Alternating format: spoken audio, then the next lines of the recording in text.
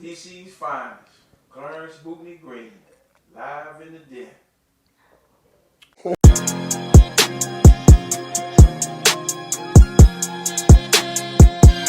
Cheers.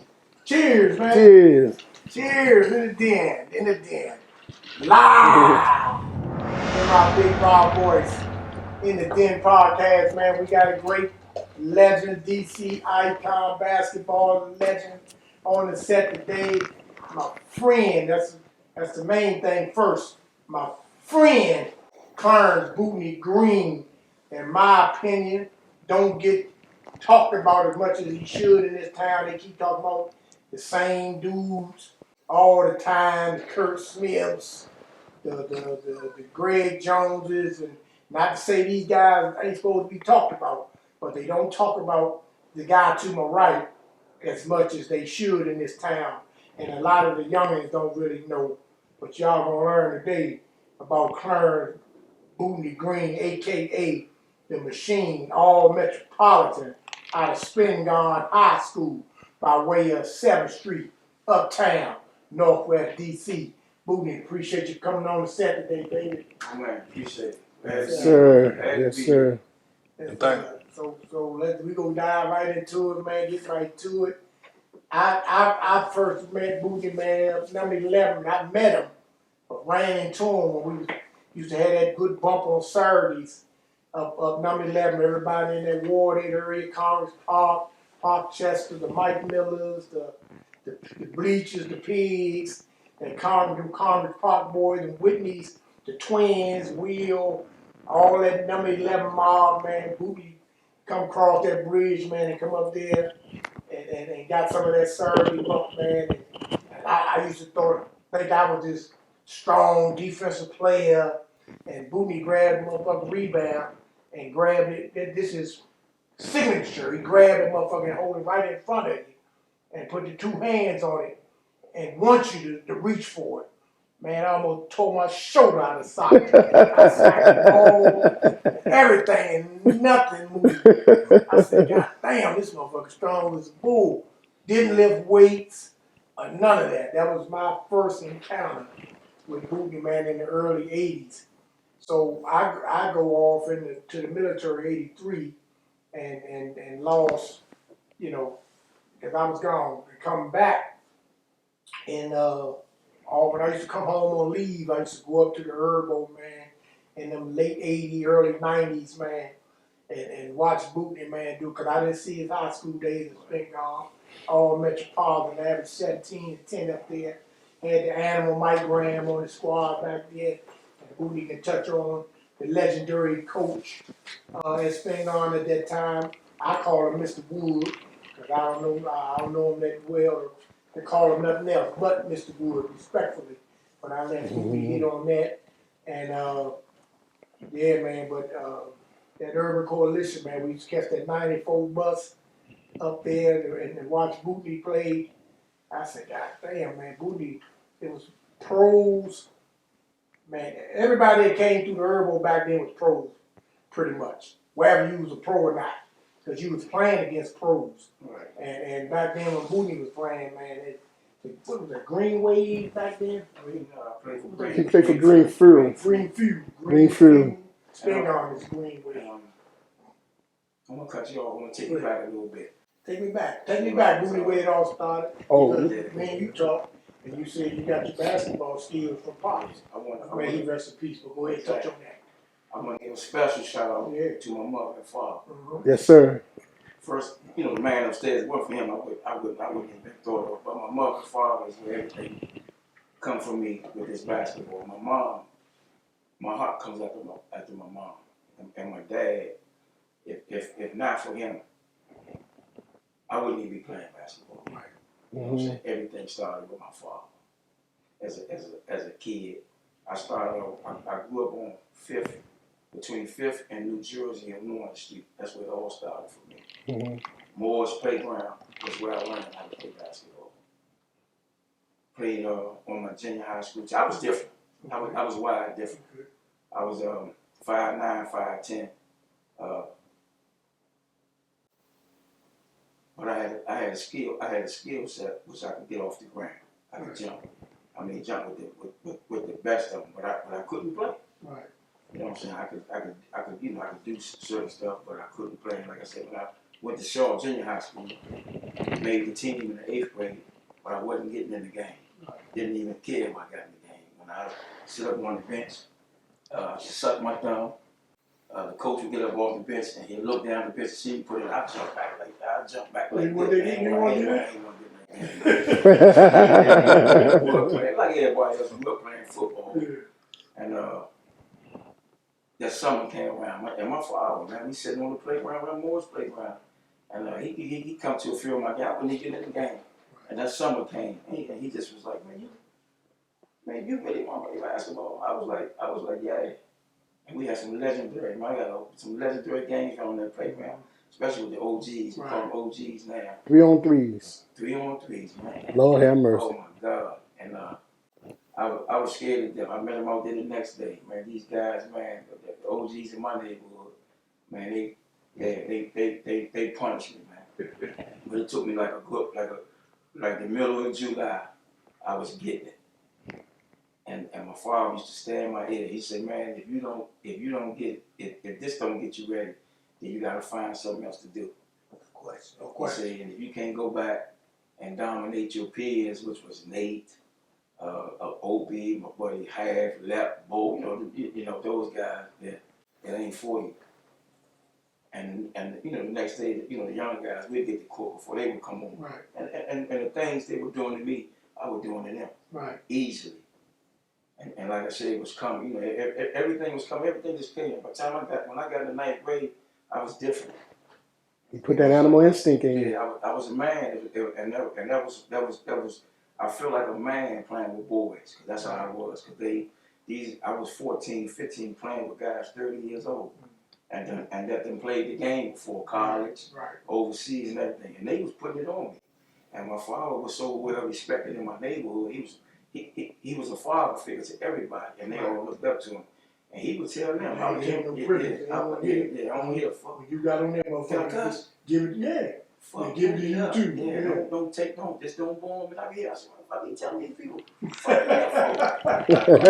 Just don't bomb in the face and this and that.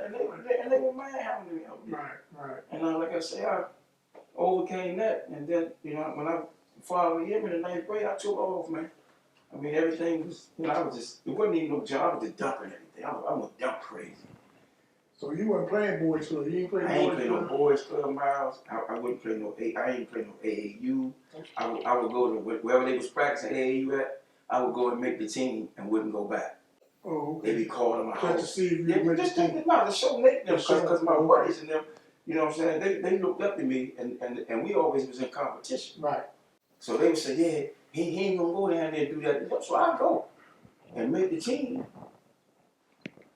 and wouldn't go to no game. But it haunted me as I got older. If I would have went traveling, I would have got the exposure. Right. Would have been out there. I ain't go no camps, 5-star, I did none of that. But again, it haunted me. Right. Because as I got older, see them 5-star camps, my name would have got out there. Because everybody was saying, baby, you ain't been in no camp. I was like, no, I ain't the only camp I went to was University of Maryland. I was there for a week. Right. John Lucas, Sherman, Dillard, all these guys. I dominated the camp. Right. You know what I'm saying? They was like, man, who's this kid? I remember like 5'9", 5'. I was dominating. Like I said, I was wide different, but I was still learning. And then I look back, I said, if I would have looked at them camps, you know, I would have got my name out there, and I probably would have, well, we're going to get it down the line. I went to a bigger school that I went to, but, you know what I'm saying? Like I said, I don't have no regrets with it, though. I'm glad I did it that way, but like I say, as I got older, I was just wide different. You left junior high, you went to one of the best, if not the greatest, high school in the city. Yeah. They kept them loaded over there. I mean, Dunbar was loaded. Dunbar was loaded, Roosevelt. All of them was loaded. Springdale, it was known to keep some hitters over there. And wasn't my time at school.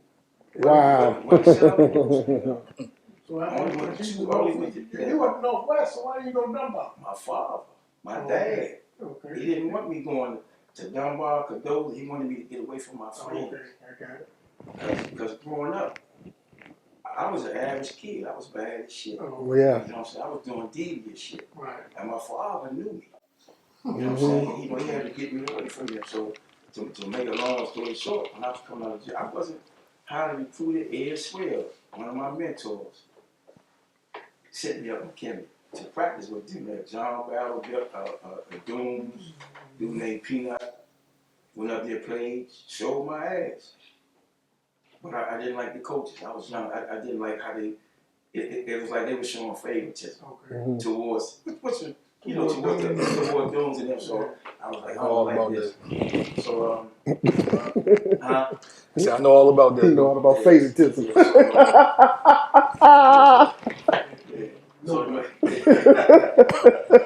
So I ended up my junior high school coach football over Springer. Oh, okay. He said, man, they practicing.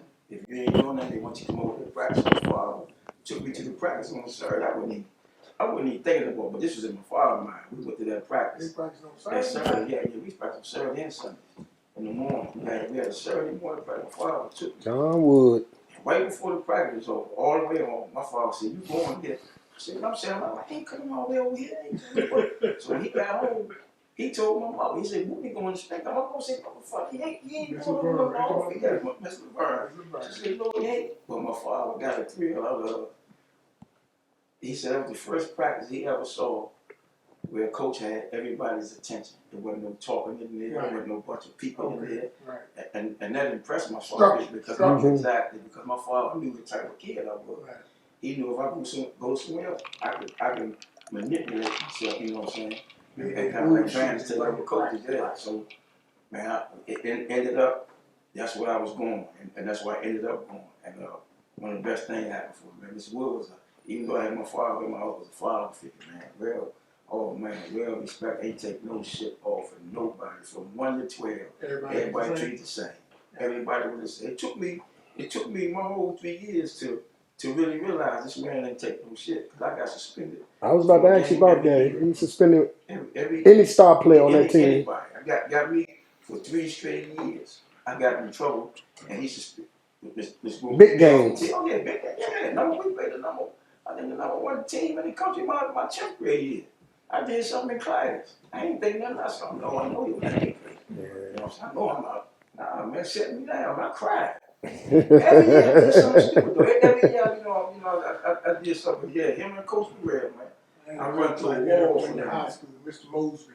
Yeah. He would set your ass down, let you practice and all of that. If the freshman came in there and told him you did something, oh yeah, you wouldn't find out till game time. You just sitting on the motherfucking bench. That's right. That's how Coach Wood was. So how long did it take you to become the man? When you realized that? Well, I'm gonna tell you. You talking high school or junior high school? Okay, high school. After my 10th grade year, I thought I was supposed to be I thought I was supposed to be starting from my 10th to the 12th. Who y'all had on that squad back then? Man, we had some. Angelo. But my first year, Angelo home there, a dude named Jeffrey Hamilton, man. All metropolitan, 6'3", 6'4", became my mentor. Took me under his wing, and I never looked back. Angelo won, Michael Wilson, Lamar Wilson, Robin Crawford, named OJ. Hold on, I'm missing nobody. This is my 10th grade year. Rudy Watts, Wesley Milam. Hold on, I'm missing nobody. I'm gonna miss somebody. Had a smoker all 3 years. I lost 12 games in 3 years. I was like 80 something. I think 80 something in 12. I lost like 4 games a year. So, and again, my father. I started getting.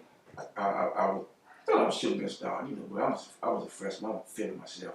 I got the approval of Jeff Hamilton and Michael Wilson's. They was believing in me because I was a big. I was 5'10", but I was 6'8". Yeah. I was real aggressive. I could rebound. I could bang with the best of them. So you was playing center back then. I was playing. I played out of position all throughout. It really wasn't no big deal because I wanted to win. You know what I'm saying? So to make a long story short, I got the confidence of Jeff Hamilton and them. They knew what I was about, and they knew I was wild different. So I said, it'd be games but the games might be 2 or 3 minutes, and I can hear them say, "Man, hurry up and get Bootney in the game," and that just touched me. Oh yeah, because they believe in me. They believe in me. So when you hear that, even time, or you hear Jeff say, "Man, Jeff Hampton was out, Sidney was out, Michael Wilson, they was there," and when I hear them say, "Man, we gotta hurry up, get Bootney in the game," because Jeff know when I come in, I'm rebound, and I ain't nothing but 6 feet, not even 6 feet. I'm 5'11". Jeff 6'8", 6'9", I'm getting them, wearing them all, bam, fighting, clawing and everything, and everything just built up with me. So in the middle of the year, now I'm starting. My head might be getting a little big now, so I'm feeling I should be starting. And then my dad, man, don't you get caught up in that shit, nigga. When you get in the game, you ain't coming back out. You playing start of minutes. So I had to try to, figure that out. He said, "Man, when you get in the game, man, you don't come out the game. You playing the whole game. So you playing like a star." That's that mental bullshit. Mr. Moses said, "I don't start, son." Yeah. It ain't who started the game, it's who finished. So my father took me, so I bought in. I Right. went on to finish up, so my left way here, me in and out. So like midway, I just tested the lineup. He threw me in. I said, he ain't bring me back out this lineup. And I just became an anchor after that. And I just was like, and like I said, I was still learning. Everything was just raw to me. Cause like I say, I could bounce with the best of them. So they be talking about who can jump, who can do this, and they might show somebody dunking or something. And I said, well, the nigga go all the way back to half court. I said, where you going home? You gotta get a running start. Yeah, you doing that on the road. Yeah. I'll tell you. 30 seconds. Yeah, hold that thought, Bootney. We'll be right back with the machine, Bootney Green. Live from the dead. Yeah, man.